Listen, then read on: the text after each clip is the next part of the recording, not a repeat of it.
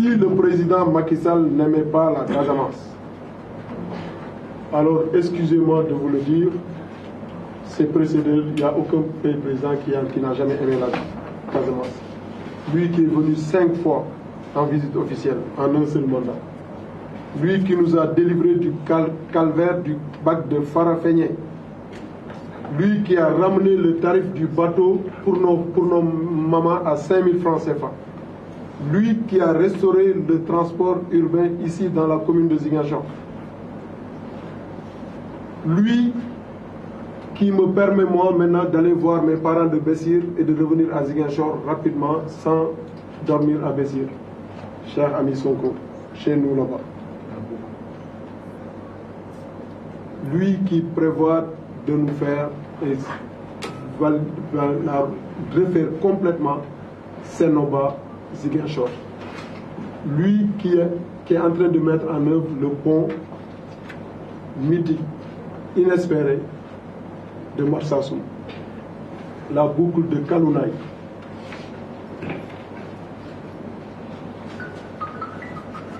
La réhabilitation du pont Émile Badiane, pour ne citer que cela. Chers amis, la manipulation politique doit avoir des limites.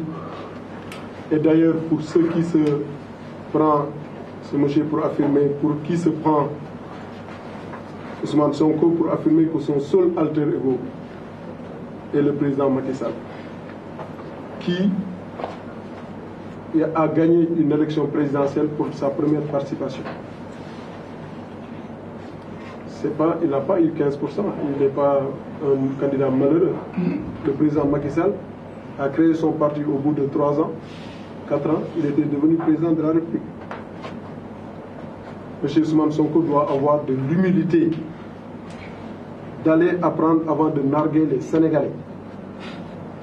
Si dans le championnat des faussaires et des aventuriers politiques, je le lui concède, d'ailleurs lui-même il me classe en 2e division, comme il le dit.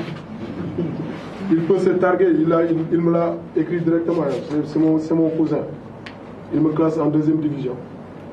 Il peut se targuer d'être en 1re division pour ce championnat d'aventuriers politiques. Mais pour le championnat du réel politique, le championnat de la gestion des affaires publiques, il faut bien le reconnaître qu'il n'a pas le niveau. Il fait figure d'amateur car le plus haut poste qu'il n'ait jamais occupé dans l'administration, notre administration que nous partageons lui et moi, c'est chef de bureau. Dans une administration comme le FONGIP, les chefs de bureau sont à la 5e catégorie. Si dans un monde chimérique qu'il s'est fabriqué, il croit rivaliser avec les sommités mondiales, dans la réalité politique, c'est un nain sans expérience d'homme d'État.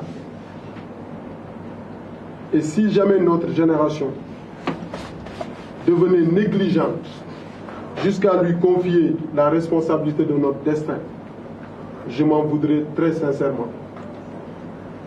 Être candidat malheureux au présidentiel n'est ni un titre, ni un diplôme.